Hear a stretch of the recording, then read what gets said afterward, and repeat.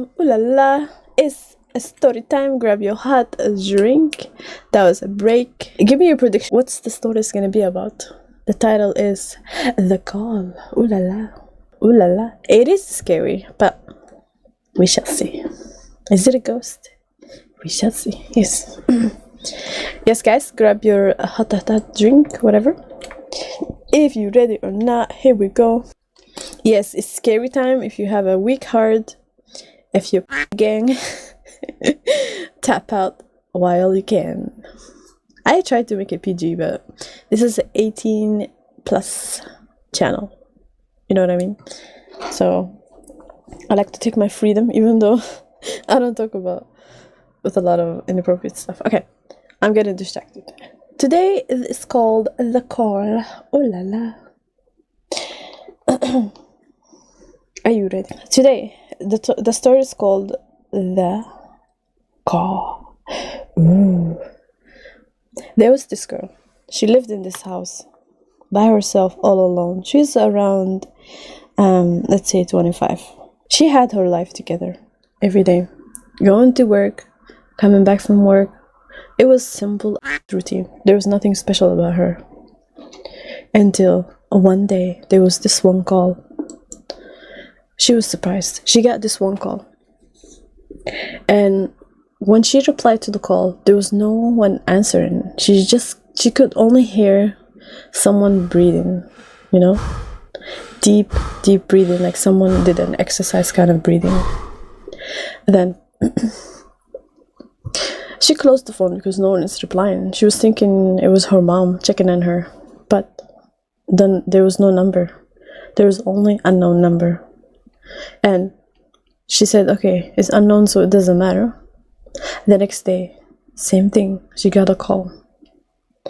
And same thing. The person was breathing heavily.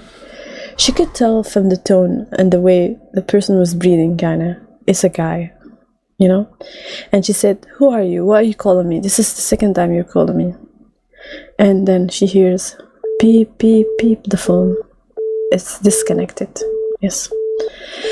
And then she didn't think about it as something serious, you know? Then, in the middle of the night, around 12 o'clock, she got the call again. And she rushed to answer the phone. When she answered, this time, the person replied and said, hello, it's me. It's me you're looking for? I have to go there. Is it me you're looking for? No, but that's not what happened. The person said, hello, it is me. I am someone that you're looking for, and I've been watching you for so long. I will tell you there are some dangerous stuff coming your way. I'll be your guide for this journey, he said. She was spooked, and she said, who are you? Is this a prank call? She had this friend, her name is Natalie. Let's call her Natalie. Natalie, she is the prankster of the group. Always pulling those kind of weird pranks. And she was thinking, oh, did Natalie send you? But then he said, no, nobody sent me. And you will find out eventually. Who am I? So, the phone disconnected again. Of course, I forgot to name her. Let's call her Jessie. Ooh. Yes. Jessie decided to call Natalie. And of course, Natalie looked at the time and she said, why are you calling me at this hour? And Jessie said, why are you prank calling me every time you're sending this weird guy breathing heavily on the phone? And finally, he decided to talk to me. And he said, like, bad stuff is gonna happen to me. Like, why are you trying to spook me? You know? And Natalie said, I have no idea what you're talking about. I don't even know. She said, oh, that's a good idea. I'll start doing prank calls, you know? It's been ages since we were young. Like, we never did, like, as much of these prank calls, you know? She gave her a bad idea, of course. And then Jessie said, okay, don't do it. And she closed the phone. She went back to her sleep again. When she went back to her sleep, around 3 a.m., again, she got a call from the same guy. And she did not answer. She ignored it. because it's unknown, she decided not to answer anything that is unknown, of course. And the phone was ringing every hour on the dot. 60 seconds on the dot. Then, is it 60 seconds? 60. Okay, my brain is not working, you know what I mean. Then, she decided to ignore it, and she unplugged her phone, the cable from the phone. It was a landline, of course. Then, in the morning, she plugged it back, and she sees there was exactly how many hours she was sleeping, amount of calls. She slept like for 5 hours, so there was like 5 hours calls, And then she decided, what am I gonna do? Every night before she go to bed, she always unplugged the phone. Easier way. Of course, the person cannot reach her that time. And then when she unplugged, she saw on the window a writing, and it says, if you unplug the phone one more night, whatever is coming to you will happen. That's what it says. She got very, very spooked. She wondered who did this? And sadly, she didn't have cameras at her house, so of course she couldn't know who did it, Then she decided to keep the phone plugged in, and she went back to her bed, and then of course she got a call. And the guy said, good, at least you listen. If you were not listening, bad things were gonna happen. And she said, like, what do you want from me? And what's your name? And he said, I'm not gonna give you my name. Just call me The Call. The Call? And he said, yeah, The Call. That's my name for now. But eventually you will find out, and you will see me one day, The Call said to her that tomorrow, on her day, when she's going, she's gonna meet a stranger. The stranger will have a brown bag with him. Don't take the brown bag from the stranger, he said to her. And she said, what? Why? What's in the brown bag, and why can't I take it from him? And The Call said, just listen to my instruction and you will find out why. Then she went out on her way the next day, of course. And she was going to the mall to buy some clothes and whatever. She saw exactly the description the Call told her, and he has in his hand a brown bag, and she was wondering why. She actually had the curiosity. She wanted to know what's in the bag. Anyways, she was passing by the guy, and then the guy holds her shoulder, and he says, I want you to hold this bag for me, miss. And of course, Jessie said, no, thank you, I'm busy, I can't. And she left. While she was walking, she looked behind her, and there was another lady sitting there. And the guy gave the brown bag to the lady, and the lady took it, and the guy left. And guess what happened? There was a snake in the bag, and the snake jumped out of the bag when the lady opened, and it bit her mouth immediately, and it was poisonous snake. And of course, Jessie had to book it, and she ran like no tomorrow, and she was so scared, and she had to call 911, because the lady in danger, right?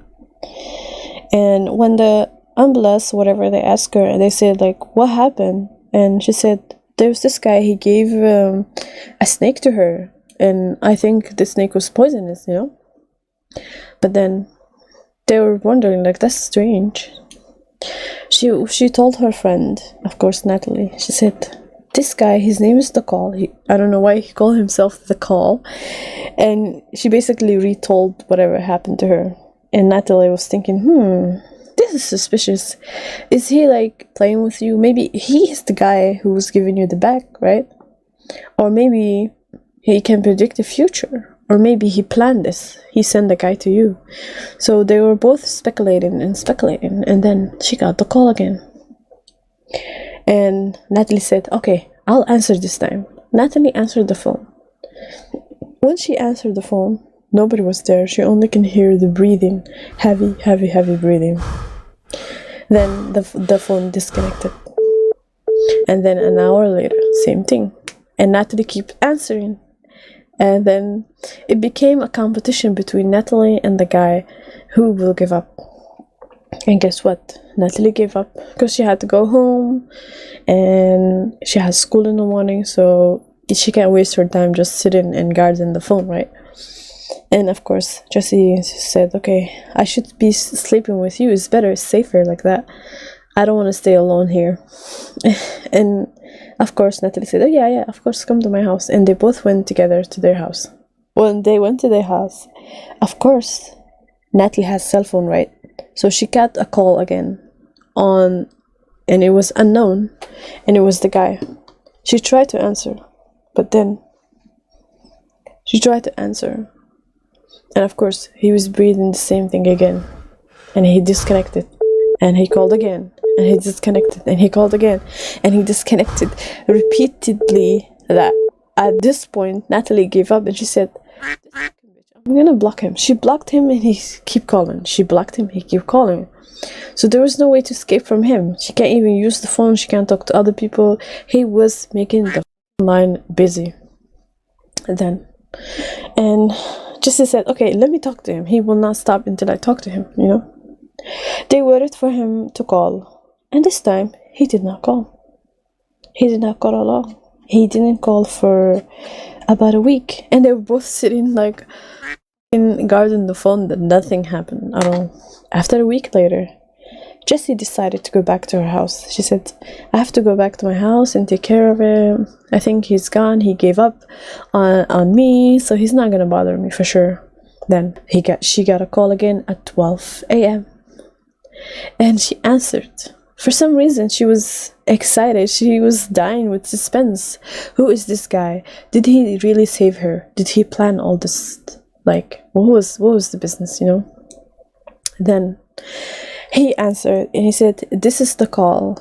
And she said, yes, I know. I've been looking forward to hear from you. Like, why did you disappear? We've been waiting for you like a week. And he said, I was waiting for you to go back to your house because I don't want to talk to Natalie.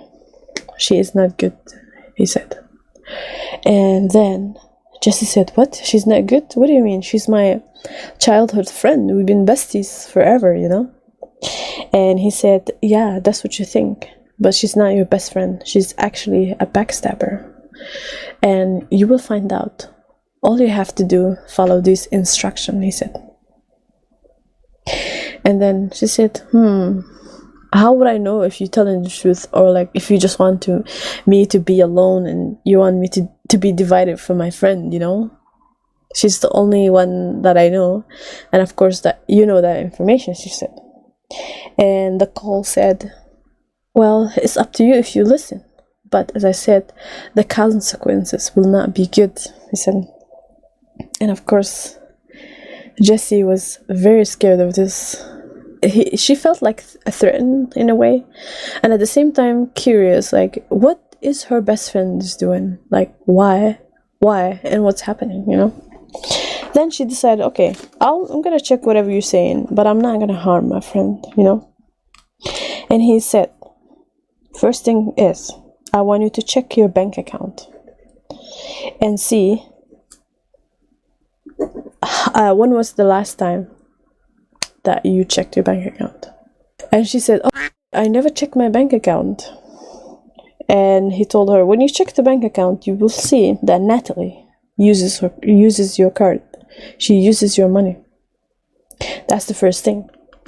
The second thing, every time that you want to date a guy, she goes behind your back, goes after that guy, and she has sex with the guy. And the last thing is, she always talks about you in front of other people. She makes sure that no one likes you more than her. And of course, Jessie was surprised about these 3 things that she heard. Her best friend, that she knows her for a very long time, doing this is not cool.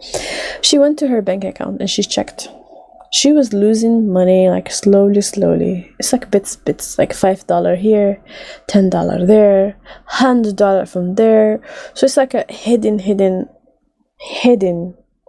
transactions. She called her bank and she said, did Natalie took my money? Like, But of course, they don't know that. And she asked, like, when did I use my card? And they told her that day. They gave her like specific dates, and these dates were like exactly the dates they both hang out. So exactly, it's kind of like she was using the card while she was hanging out with her. You know what I mean? And then she said, okay. So she called one of her exes. And she said, okay, I'm going to check one of my exes. The one that basically she's good with. Like, they have a good relationship, kind of. She talked to that one. And she asked, like, have you ever had a secret relationship with Natalie? You know? And he said, yeah, we used to each other all the time. Like, when you were, like, in the bathroom. It was, like, very enticing and secret, you know? And every time when you're like in the bathroom, it's like, how quick can we do it? Kind of challenge. We used to do that, he said. And she was shocked, you know? And she had to sit for a minute and cry, like, and thinking like, why her best friend is doing this to her, you know? And she said, okay, I'm gonna face her and see what's this like, or maybe this all the story is aligning, or this guy fabricated everything, you know? So she called her friend. And her friend wasn't picking up her phone, of course. She called and called and called. There was no answer. Okay, she decided to go to her house now. She knocked the door, and the door was open. And she sees Natalie laying down on the floor like that. She was stabbed right in the heart. And she looked at her. She said, no, what happened? Who did this? And the girl was not responding, so she had to call, of course, 911. And when the police came, they checked everything and they questioned her. And then the police asked, like, were you guys good together? What happened? And of course, guess what they suspect? They suspect that Jessie had the jealousy and she killed her, you know? Which is, you know what's the sad part is? Everything aligns, that the fact that she called the ex and she asked about him, that's a red flag, you know? And of course she touched the knife to check how to save her friend or whatever. She did. But anyways. And of course the police was questioning her, like saying like, you don't have to, why did you kill your friend? Was it that deep? And then, of course, Jessie said, oh, she was stealing my money, and I didn't kill her, even though, like, I just found out today she was stealing my money. She was, what else? She was stealing all my boyfriends. She always talks trash about me, but I wouldn't go as far as kill her, you know? I'd rather see her suffer than make her life easy and kill her. And of course the police didn't take that well, and they said, no, we will hold you for more further questioning. And then one police came by and he said, there's a call, someone wants to talk to you. Then she said, I don't want to talk to anyone. And the policeman said, you have to talk to this person because they have something really important to tell you. And she answered the phone. It was the call. And he said, didn't you find out the truth I told you? And she said, yes, I found out. And she's dead now. Someone killed her, you know? And he said to her, are you sure it wasn't you who killed her? You know? All the things I was telling you became true.